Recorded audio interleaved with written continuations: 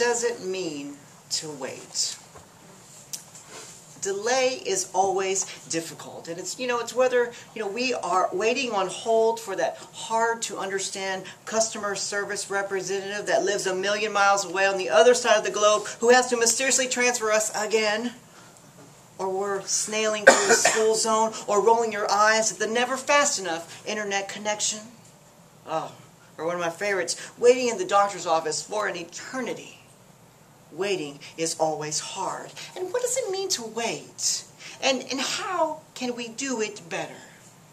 Especially when it's something that you are so looking forward to. How do we handle delay in the face of anticipation at its greatest? Now, I know you know the famous signature call from cars all across America. Are we there yet? Mom, are we there yet? You know it because you've heard it. You know it because you've said it. And if you ask me one more time, I'm going to pull this car over. When I was a kid, every year my grandma, she would take her vacation, and she would rent a room on the island. And we stayed at the Sea Great Motel every year. And we would stay there for a week. And she'd bring all the kids, and she'd bring all the grandkids. And as we neared the island, it seemed that the Queen Isabella Causeway was so long, forever. I thought the water would never end. It seemed to go on. Are we there? Are we there yet? And I remember waking up every morning at the crack of dawn, and I would chase the sand crabs, and I would look for shells, and I'd bury my grandma in the sand. And I would eat her famous sandy tuna fish sandwiches. Oh, they were so good anyway. It is, without a doubt, one of the greatest memories that I have, including all the jellyfish stings and, all the tar that we got all over us. It was great. And every year I yearned for that time.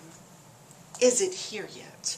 But you know how it is when you were a kid. Time drags by like a wounded worm in a mighty marathon.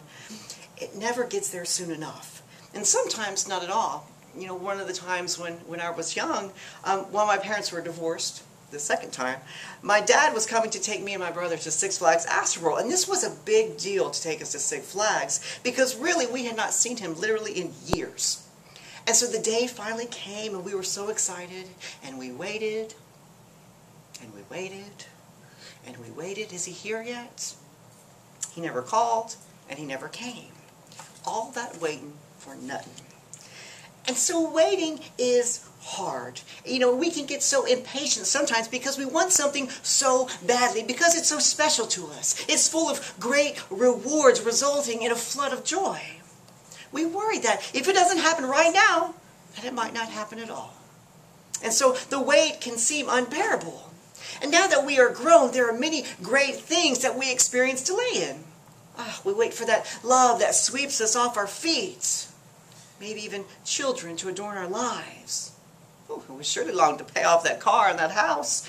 And we long for that long-awaited retirement when we can grow tulips, travel to Fire Island, play bingo, knit socks and stuff. Gosh, are we there yet? We often long, for the holidays to come. As we near that, we often long for those times so we can spend time with our families. It's important to us. Enjoying the delicious foods, singing the carols, to see the wonder on the kids' faces when they open the packages. But during Christmas, amongst the cheer and the song, it's impossible not to miss the overwhelming absence of the loved ones that we've lost.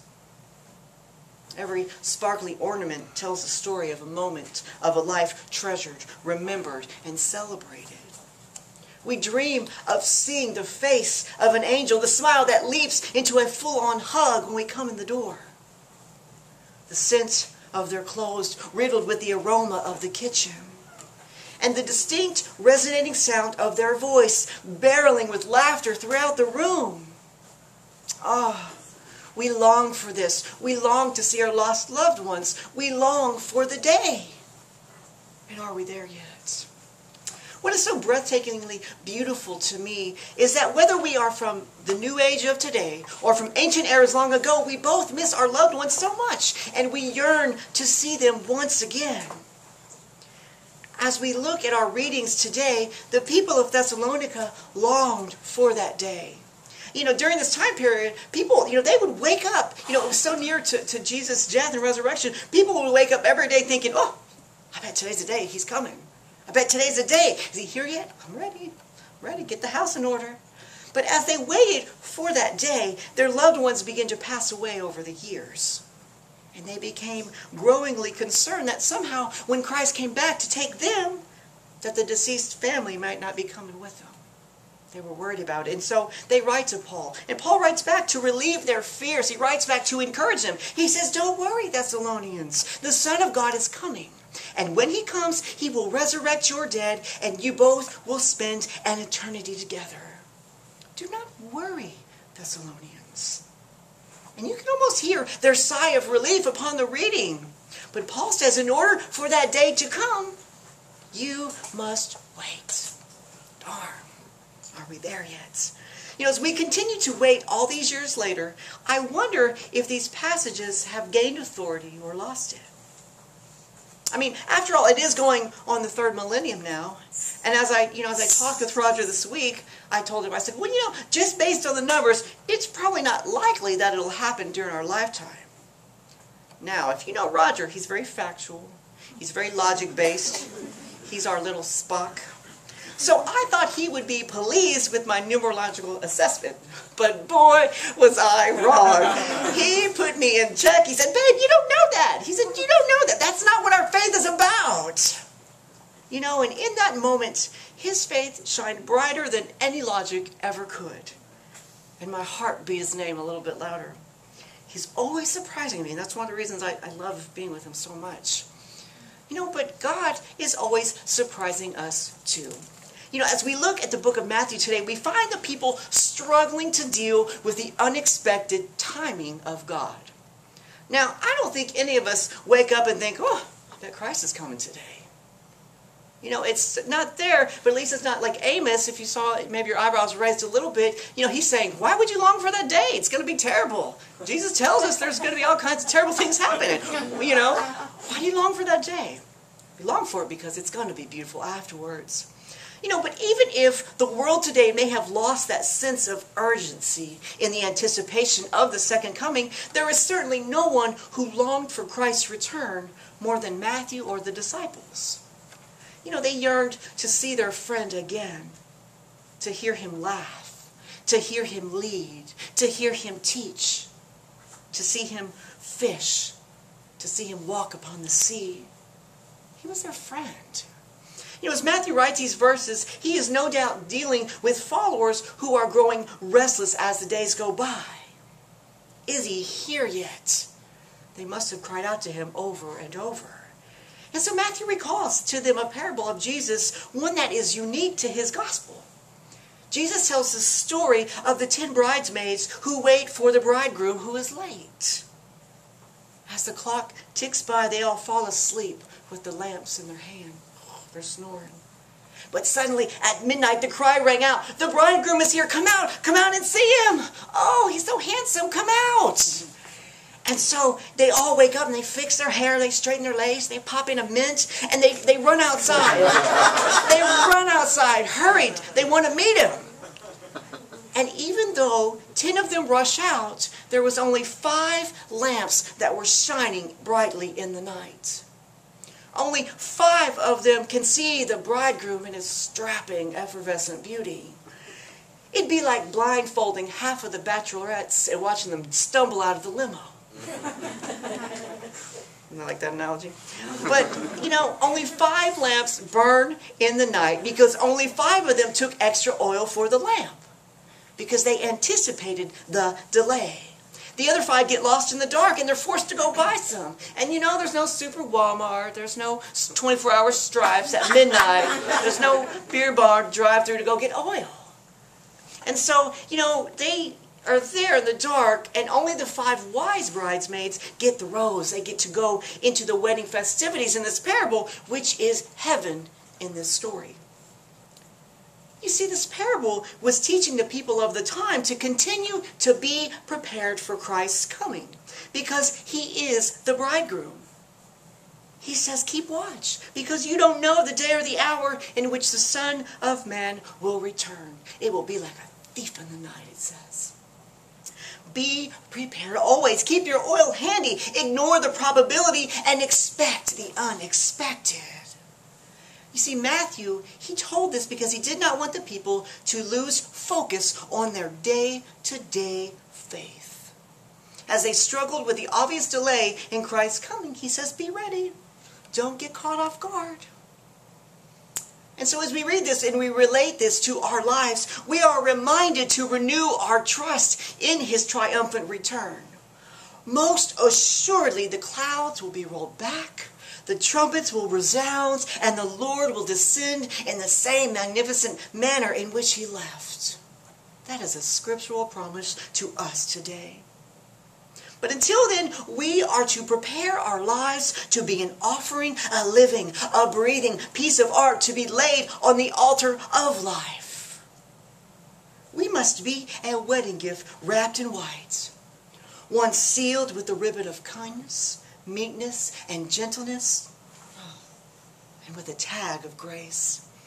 You know, and weddings are often planned very far in advance. And we may find ourselves like Matthew, like Thessalonica, like Paul and others who've gone before us, not able to see his return in our earthly lifetime. So while we must place our trust in his return, well then how can we keep our faith ablaze in that duration? In the face of the second coming, we must not lose sight of what I like to call the everyday comings. You know, for example, going with that wedding analogy, we've known couples who get engrossed in the planning, bridezilla necessarily, but who get engrossed in the planning of the wedding so much so that they lose the presence of the moment. While they argue with the seamstress or dispute with the cake maker. I mean, what life-changing, tender moments are transpiring right before their eyes in the background? Moments slip by, unacknowledged, and sadly lost. We just cannot overlook the spiritual, the emotional, and the divine moments that a godly life brings to us every day that we have breath.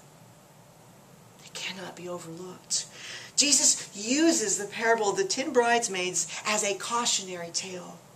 How, he is asking, will you be prepared to meet the everyday coming of Christ in your life? Are you paying attention? Are you awake? Are you watching on your bicycle ride? Are you keeping oil in your lamp so that when life beckons you into intimate moments, you will be able to see them in their fullness? We must cherish the second coming, but we must take delight in the everyday comings as well. It's those moments when the Spirit is so strong upon you that it cannot be denied, nor can it be dismissed.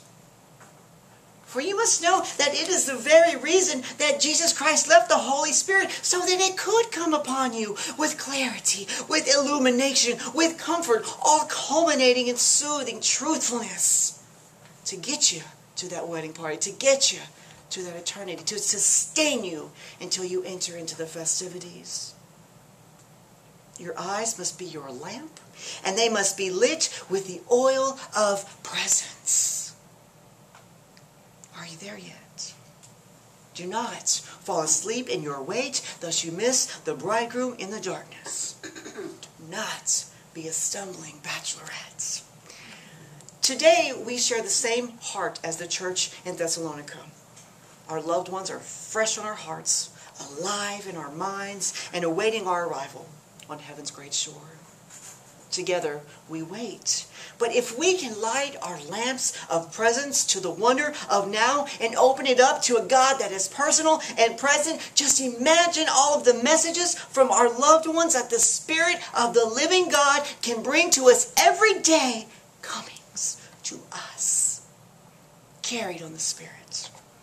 Hear the dragonfly tapping upon your window. Behold the sunrise that whispers, I've risen. Read the butterfly seemingly trying to spell something to you in midair. Dive into a stranger's familiar eyes that somehow say, I'm still here. Allow yourself to be carried away by the scent of yellow roses mysteriously sweetening your day. Recall the dreams that remind you of a distant home. Are you there yet? Are we there yet? You know, as we mature in our faith, I think the obvious question moves from, are we there yet, to are we here now? And when each day brings such breathtaking gifts of God's presence, then surely we must know that the wait is not only worth it, but it is indeed welcomed. So take delight. You are here. I am here. And God is here. And His Son is coming.